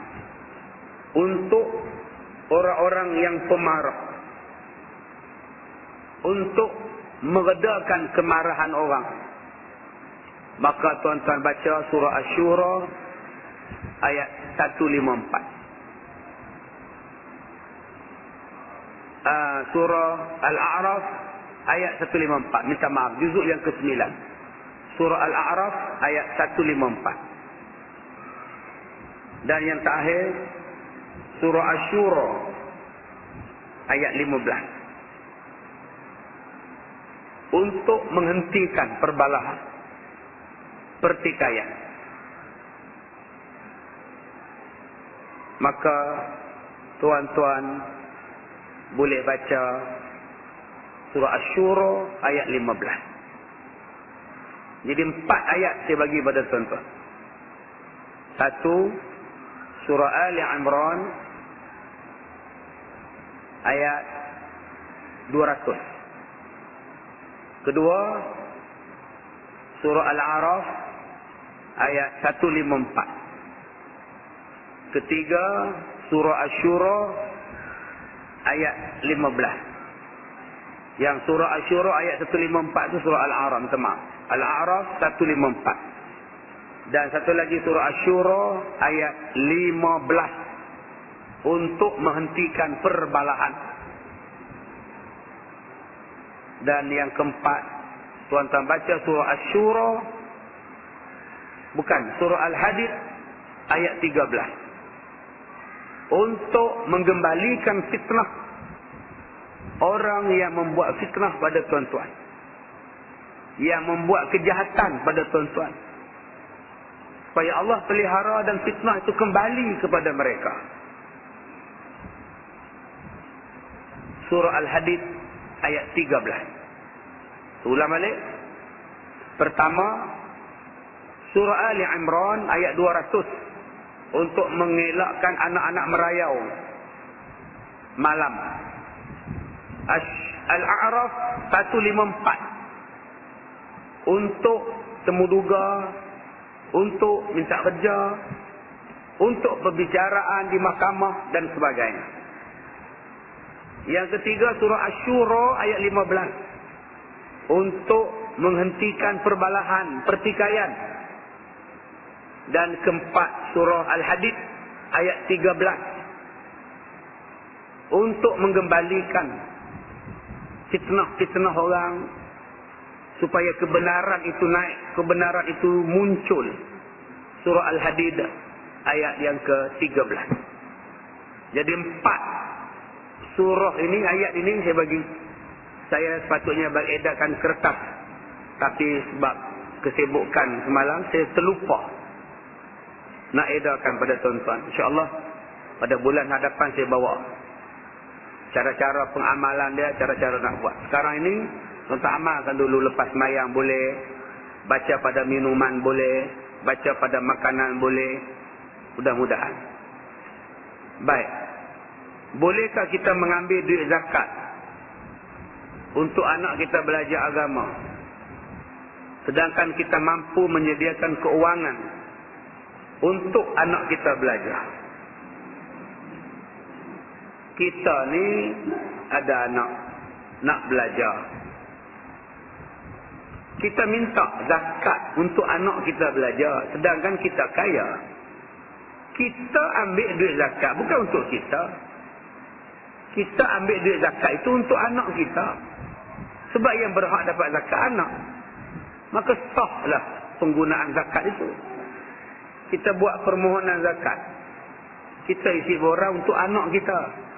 Anak kita sedang belajar di Mesir, dapatlah zakat 2,000. Kita post dekat anak dia.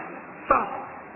Walaupun kita kaya. Sebab duit itu bukan untuk kita, untuk anak kita yang memang berhak mendapat zakat. Sebab dia fi sabilillah. Tak jadi salah. Kedua, zaman sekarang nak belajar di universiti kena berhutang. Soalannya, hutang tu wajib dibayar oleh mak bapak sendiri, atau sedang mak bapak tersebut masih hidup, atau anak sedangkan ibu bapak tersebut masih hidup. Tanggungjawab mak bapak ialah memberi pendidikan kepada anak-anak. Itu kewajipan. Tetapi kalau anak yang berhutang untuk dia belajar, anaklah kena bayar. Apatah lagi mak bapak dia susah. Memang tanggungjawab itu belajar, tanggungjawab mak bapak. Tapi Sampai berhutang 25,000, 35,000. Itu bukan tanggungjawab mak bapak lah. Bukan mak bapak yang hutang. Lain kalau mak sendiri yang hutang untuk tolong anak dia. Sekarang ni anak yang isi form. Anak yang mak bapak cuma garantor. Dengan sebab mak bapak tu garantor, anak tak bayar, maka bila bank panggil, tekun panggil, PTPTN tu bayar, maka mak bapak kena bayar. Pasal dia garantor. Bukan kata pinjaman sekolah ya, pinjaman personal loan. Kalau orang yang tuan-tuan jamin tu lari, tuan-tuan berhadapan. Itu tanggungjawab. Hutang itu dibayar oleh orang yang jamin. Jika penghutang tak bayar. Di situ. Jadi kalau anak dia bekerja, anak dia bayar, mak bapak tak bayar-bayar. Tapi kalau anak dia lari, tak ada kerja, surat minta hutang datang, mak bapak kena bayar. Sebab atas jaminan itu. Bukan kata mak bapak ya, tuan-tuan pun. Hutang orang tak bayar, tuan-tuan jamin, masuk kes mahkamah. Tuan-tuan nak tanding pilihan raya pun tak boleh. Jamin orang. Sebab itu riwayat hidup di Ramli itu. Ada orang kata dia tu mati sakit jantung. Pasal besoknya dia nak pergi perbicaraan di mahkamah. Sebab dia jamin hutang orang dan orang tu tak bayar hutang. Dia kena jawab. Dia susah hati berapa hari dah. Duk fikir nak pergi mahkamah. Seniman nak pergi mahkamah tak susah hati dah. Duk fikir pun mati. Kesian tuan-tuan. Saya dengar cerita Piramli ni kesian. Sedih. Lepas dia mati baru orang sanjung kan. Masa dia hidup tak ada siapa nak peduli kan. Orang bu dia. Dia menyanyi orang bu. Orang tak mau dia. Di akhir hidup dia.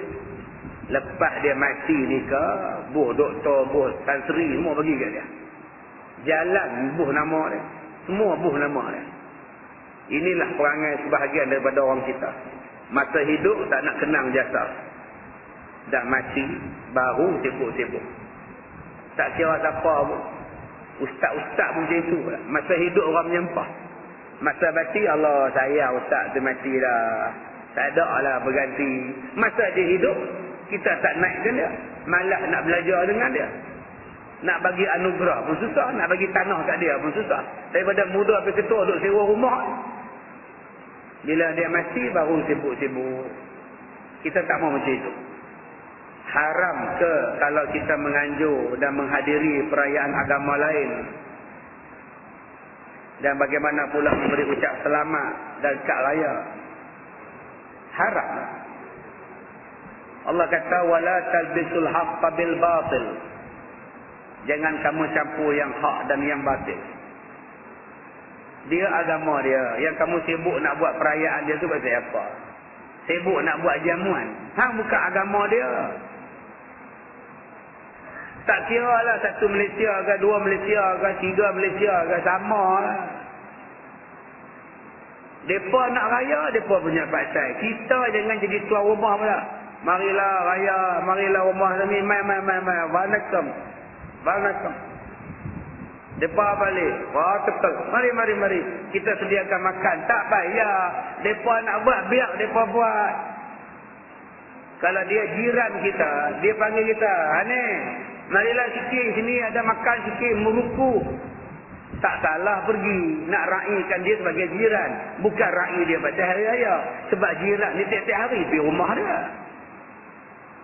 Tetapi kalau khas, yang tu yang dilarang. Tak kira lah. Pemimpin tak pemimpin. Sama lah. Nabi Muhammad pernah pergi rumah orang Yahudi. Dan Nabi makan di rumah orang Yahudi. Tapi bukan perayaan dia. Boleh ucap selamat jika dia adat. Selamat tahun baru. Selamat tahun baru. Tak apa. Silakan. Sebab dia tahun baru. Tetapi perayaan agama haram diucap selamat. Itu saya. Jadi kena pastikan. Mana perayaan agama dan mana perayaan budaya dan adat. Kalau budaya dan adat, tidak jadi masalah selagi tidak bercanggah dengan agama. Tetapi kalau dia adalah agama, haram. Walaupun sekadar kita membakar lilin sekalipun atau menyalakan api sekalipun, adalah haram. Semata-mata haram. Atas alasan apa sekalipun. Baik, cukup sekadar itu. Ada apa-apa soalan?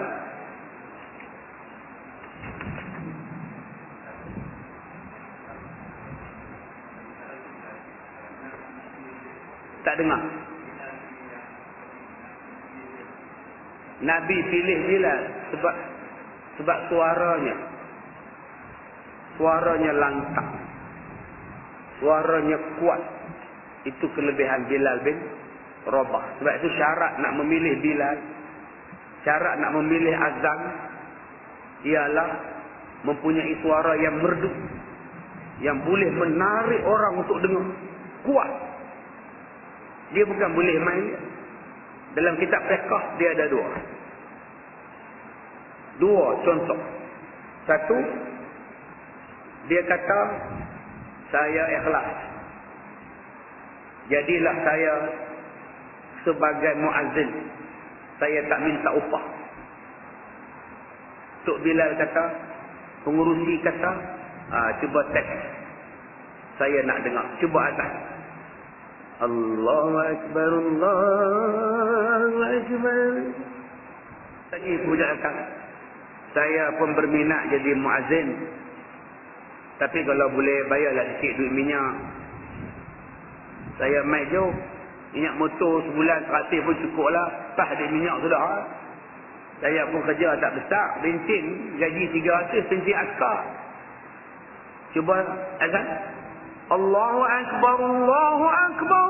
Oish, naik bulu rumah. Sedap bang ni, Masya Allah. Seorang free, tapi bang tak sedap.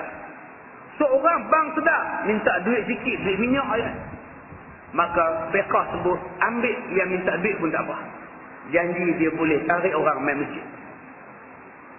Makna suara tu. Walaupun minta duit tu tak cantik, tapi kalau pihak masjid nak bagi, terima.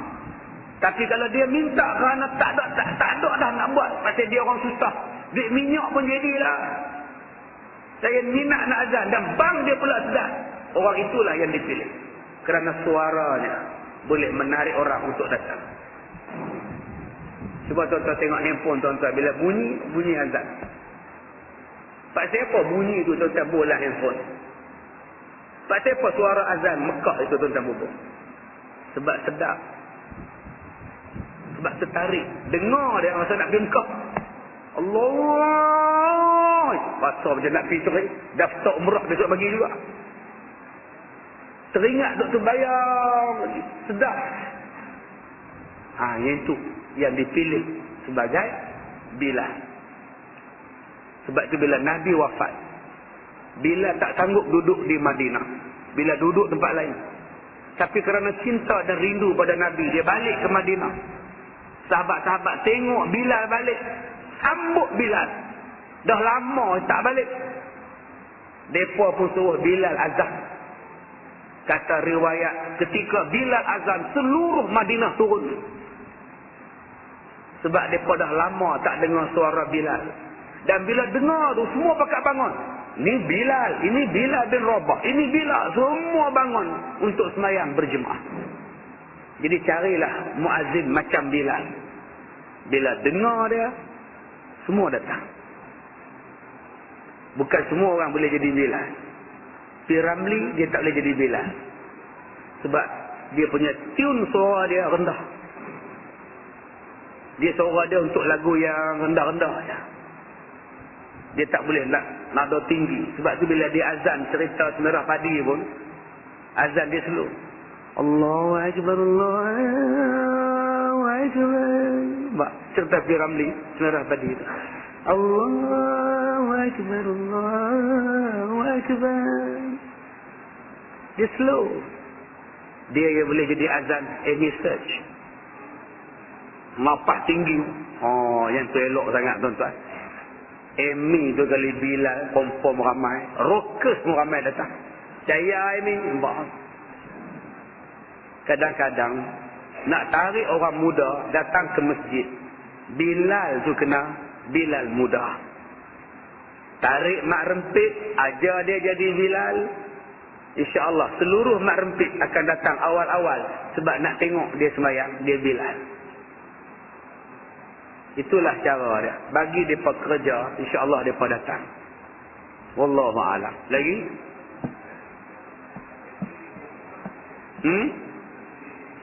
Siapa dia? Yang macam mana? Bilal. Aha. Kriteria untuk menjadi imam bacaan Quran. Yang pertama, fasih dalam Quran. Yang keduanya, fasih dalam fiqh. Alim dalam fiqh. Dua syarat ini. Nombor satu, bacaannya bagus. Yang keduanya, dia adalah fiqh bagus. Ada yang kata fiqh bagus dulu, baru bacaan dia bagus. Terpulanglah dua syarat ini. Ada yang kata qari. Qari itu maknanya yang mahir hukum hakam dalam Quran. Dia dulu menjadi imam. Kemudian, kalau dua kriteria ni sama, pada dua tu imam ni sama, siapa nak jadi imam ni? Dua-dua sama. Maka hendaklah mencari yang lebih alim. Dua-dua pun sama, lebih alim. Hendaklah mencari siapa yang lebih tua. Dua-dua pun sama tua. Lahir tahu sama. Dua-dua tua. Maka kalau dua-dua tua, hendaklah mencari siapa yang paling awal sampai di situ, di kampung tu. Siapa yang mula-mula hijrah. Dua-dua hijrah Ustaz. Dua-dua dapat CF serentak. Punya bohong ni. Tapi nak cerita macam tu lah. Kalau dua-duanya orang lama, otai punya. Maka hendaklah cari yang paling tegak di antara duanya. Siapa yang paling tegak? Ustaz, dua-dua pun tegak Ustaz. Lah, pasal apa pula? Kembang Ustaz oi. Muka sebiji tegak dua-dua orang. Kalau dua-dua sama-sama tegak, tuan-tuan telefon saya. Nanti saya bagi jawapan. Itulah kriteria untuk jadi imam. Wallahu a'lam. Ada lagi? Ya. Apa? Azan apa? Tak dengar. Karbala. Azan Karbala. Azan Karbala apa di mana? Di Irak. Irak. Oh, saya tak tahu lah. Bab Syiah saya tak tahu, saya minta maaf. No comment. Saya no comment. Hari itu saya pergi melawat masjid Syiah pun orang kata saya Syiah. Saya pergi melawat nak tengok orang Syiah semayang lagu mana. Keluarlah internet. Saya ni buat apa pun orang tahu. Pelik sungguh. Kira glamour ni payah orang. Kategori glamour ni kira saya pergi masjid Syiah. Bukan saya Syiah. Sahabat saya kata, Ustaz, nak tengok masjid Syiah? No? Jom, saya pergi. Saya masuk berselewak orang ni. Kawasan ni, hui, ramainya. Kawan saya ni, dia kata, Ustaz, di sini, kalau 10 Muharram, penuh. Macam orang buat haji. Di sini ni Ustaz, dataran ni kalau 10 Muharram Ustaz, penuh dengan darah. Dia pun duk lukakan badan dengan pisau. Oh gitu. Masya Allah. Saya pun dibawa masuk. Nak masuk masjid tu kena baca selawat dulu. Ada selawat dia. Wow, panjang selawat. Saya masuk dalam masjid. Ada kubur makam di situ. Pakat duk cium. Cium besi kubur tu. Tak. Ya Allah. Dia buat dalam masjid tu macam raudah. Kapet macam raudah. Letak kitab macam raudah. Ekor orang pakat duk berkerumun. Yang duk semayang tak batu semua. Oh, Masya Allah, hebat. Saya kata buat sebiji macam raudah tuan-tuan. Saya kata jom kita keluar. Saya pun susah hati. Saya tanya sahabat tu, dia pun duk sujud atas batu pun lawa. Itu batu Karbala. Memang nak sembahyang kena letak di bawah sujud. Saya kata, boleh tak saya ambil sebiji? Buat kenang-kenangan. Boleh tak? Ambil sebiji, bawa dalam poket. Bukannya salah pun batu. Lawa batu. Besar tu batunya, tebal. Saya kata, jom. Mereka tengok saya semacam. Rupanya ada orang tahu juga pemik gambar Ustaz Kazim. Ustaz Kazim Syiah. Di masjid Syiah. Hara. Okey. Kita pun tak tahu Syiah ni sesat tak sesat. Kita tak boleh kata. Sebab tu saya no comment. Orang tanya saya, Ustaz Syiah ni sesat ke? No comment. Saya tak boleh bagi komen. Benda yang saya tak tahu. Jauh mana sesatnya saya tak tahu. Tu saja. Saya tak tahu. Sebab saya tak pernah belajar Syiah. Lantaklah. Biar orang alim yang menjawabnya. Saya tak mau. Ada Syiah yang betul, ada Syiah yang tak betul. Yang duduk cocok badan tu confirm tak betul lah. Yang duduk bunuh orang Islam tu tak betul lah. Tapi ada Syiah yang betul. Kita tak boleh kata ni haram, sesat. Begitulah dengan Wahabi. Kita tak boleh kata Wahabi itu sesat. Takat ni pun tak ada majlis fatwa kata Wahabi itu sesat. Jadi buat apa kita nak kata sesat? Begitu juga dengan ahli sunnah wal jamaah. Tak ada pun orang kata sesat. Buat apa kita nak kata ahli sunnah wal jamaah itu sesat? Jadi tentang ni semuanya bersandar kepada ilmu dan penghormatan sesama kita. Jangan cepat sangat pergi tuduh orang sesat. Yang kedua, minta saling hormat menghormati. Kalau pegangan kamu ada sandarannya, orang lain pun ada sandarannya. Dan sandaran yang paling betul ialah sandaran mengikut Quran dan hadis Nabi sallallahu alaihi wasallam. Jangan asyik memurtadkan orang, menyesatkan orang, mengkafirkan orang, menyahudikan orang. Itu saya minta kepada tuan-tuan. Kalau kita masing-masing nyalahkan orang, menyesatkan orang, tak sesat itu datang daripada kita. Baik, ada lagi masalah? Ya. Solat qada. Solat qada wajib. Walaupun ada orang kata tak wajib qada solat, lantak ke dia? Wajib qada solat. Yang lepas-lepas ke apa ke kita tak buat ke? Kita dulu masa muda-muda dulu ke apa ke? Kita tak, ialah jahil satu. Tak reti satu, terlupa satu, tertidur satu. Bila dah insaf, bila dah ingat, qada lah. Ada orang kata tak jadi terima Tuhan qada kamu tu. Hang bukan Tuhan. Nak tentukan sah tak sah.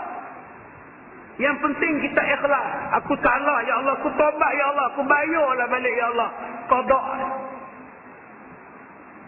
Kalau haji ada qada, kalau korban wajib ada qada, kalau puasa ada qada, takkan solat tidak ada qada. Tuan-tuan buat haji tak sah, tahun ini tak sah. Sebab tak boleh wukuf. Misalnya, tahun depan kena pergi balik. Daftar balik, saya nak qada haji saya. Tuan-tuan korban wajib tahun ini. Tahun ini wajib korban. Lembu tak sampai. Dah nak habis waktu, lembu tak sampai. Malam sekali lagi, baru sampai korban. Pasal apa hang lambat? Biasalah Tuan Haji, lembu ni berjalan, lambat sampai. Bukan naik lori hang, bukan, lembu ni berjalan. Subhanallah. Patutlah lambat daripada Kelantannya lembu ni. 3 hari jalan baru sampai. Waktu korban dah habis, wajib qada sekarang juga. Jangan tunggu tahun depan lah buatlah. Sebab kamu tak sempat buat pada waktu tasyrik. Itu qada. Tuan-tuan makan korban wajib. Bapak tuan-tuan mati. Sebelum mati, bapak pesan, Din, kalau bapak mati, ini duit 2,600. Kamu tolong buat korban untuk bapak Din. Ingat Din ya, bapak mati buat korban, ini wangnya. Din pun ambil, baik bapak, saya akan buat korban lembu untuk bapak, simpan. Bapak pun la ilaha illallah pun mati. Maka Din tadi wajib buat korban.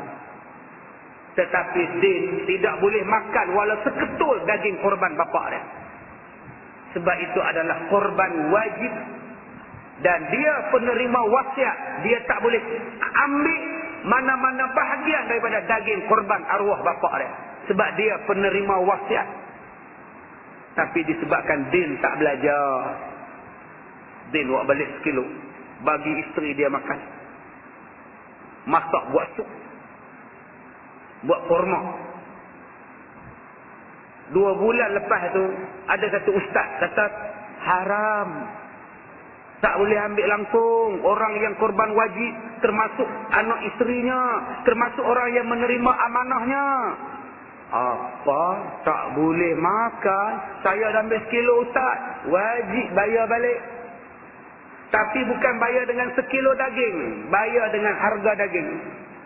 Sebab sekilo yang kamu makan dah masuk dalam perut. Dah takkan jadi balik dah sekilo yang sama.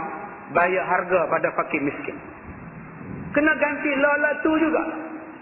Kalau qada itu pun kena qada, kena ganti. Apatah lagi solat. Jadi ustaz, kalau saya solat, saya qada. Tak sempat habis. Saya qada. Sudah mati saya ustaz. Apa cerita saya ustaz? Ceritanya Allah ampunkan kamu. Sebab kamu dah taubat. Dan kamu dalam usaha nak qada. Cuma tak sempat habis. Mudah-mudahan Allah beri keampunan. Wallahu a'lam. Dah ready dah jenazah? Belum? Sudah kapan? Nak tunggu dah 2 jam saya cakap. Sikit tekak lah. Nak tunggu ke? Ya? Minum dulu ya. Kita minum dulu. Baik tuan-tuan. InsyaAllah di Kuala Lumpur ini, di surau Muttaqim, di AU5 kah? Muttaqim AU5 kah? Ha? Ya? AU5C. Saya tambahkan satu lagi pengajian di Masjid Ar-Ridwan, di Masjid Melawati, di Masjid As-Sabirin dan di surau AU5C. Dan di AU5C kita menggunakan kitab Bahrul Mazi jilid 19.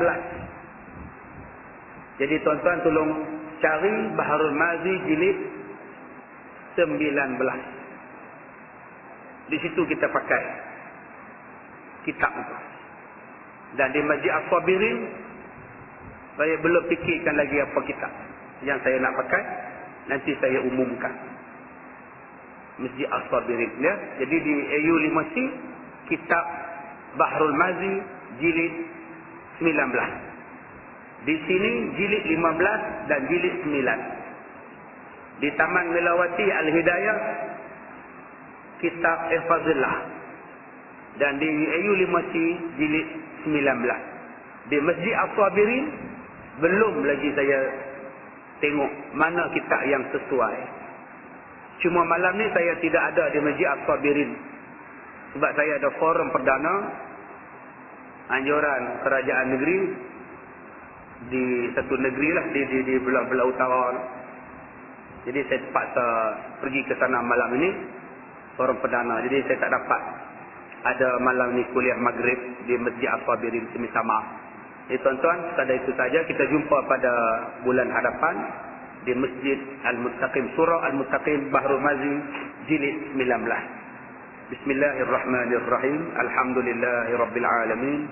Wassalatu wassalam ala Rasulillah wa ala alihi wa sahbihi ajma'in. Allahumma inna naj'aluka fi nuhuri a'daina wa na'udzubika min syururihim. Allahumma baddid syamlahum wa farriq jam'ahum wa shattit kalimatahum wa zalzil aqdamahum wa sallit alaihim qalban min kilabis ya qahhar jabbar ya muntaqim.